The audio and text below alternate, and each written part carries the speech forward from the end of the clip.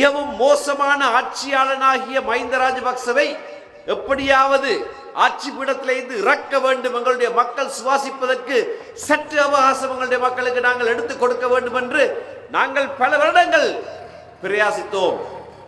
அந்த முயற்சியின் பலனாக, எங்களுடைய ஈடுபாட்டின் பலனாக பல சக்திகளை தென்னிலங்கையிலே சேர்த்து வேலை செய்ய வைத்ததன் காரணமாக இந்த ஜனவரியிலே அந்த ஆட்சி மாற்றம் ஏற்பட்டது.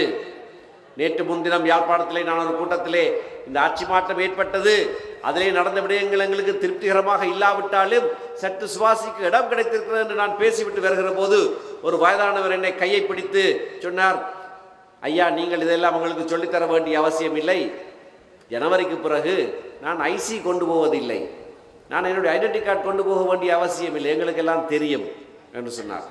அந்த அவகாசத்தை பெற்றுக் கொடுத்தோமா இல்லையா? காணிகள் விடுவிக்கப்பட்டதா இல்லையா?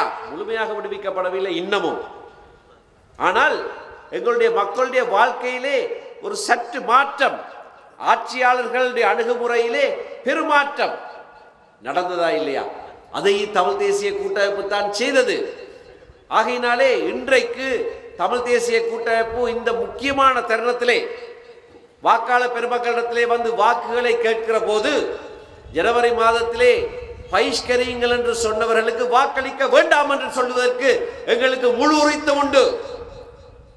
பகிஷ்கரிக்க, அந்த தேர்தலை பகிஷ்கரிக்குமாறு சொன்னவர்கள், தமிழ் மக்கள் பகிஷ்கரித்தால் ராஜபக்ச தொடர்ச்சியாக ஆட்சியிலே இருந்திருப்பார் என்று தெரிந்து அதை சொன்னவர்கள், அந்த தேர்தலிலே வேண்டா வெறுப்பாக இருந்தவர்கள், இது சிங்கள தேசத்தின் தேர்தல், எங்களுக்கு இதற்கு பங்கில்லை என்று சொன்னவர்கள், இப்பொழுது பாராளுமன்ற தேர்தலிலே அவர்களுக்கு பங்கு இருக்கிறது. இது சிங்கள தேசத்தின் தேர்தல் அல்ல, அவர்கள் பங்கு கேட்கிறார்கள்.